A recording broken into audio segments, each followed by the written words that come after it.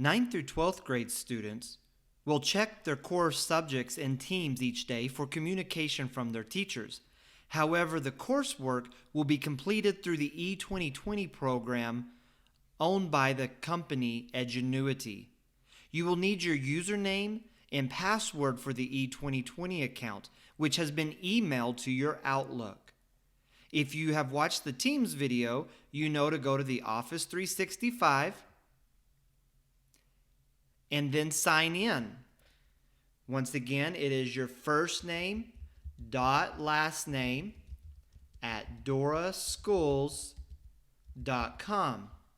Now, if this is your first time signing in, it is welcome20 with a capital W. However, if you have already signed in, then you have changed your password. Now that I'm into Office 365, I'm going to go to my email. It's going to ask you for your time zone the first time, and we are Mountain Time.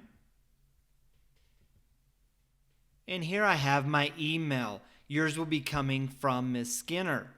So you need to write down that username and that password. Now go back to the Dora Schools webpage. And under Students, there is an E2020 link. Enter the username and password that was in your email.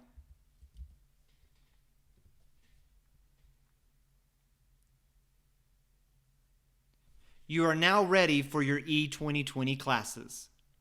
E2020 classes are pretty straightforward.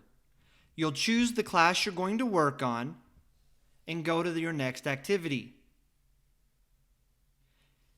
You will follow along as it progresses you through the program. Another option you have from your home screen, instead of going straight to next activity, is to go view your grades and progress in the class. From this course map, I can go to my next activity. From this little bar graph, I can see my relative grade as well as my progress.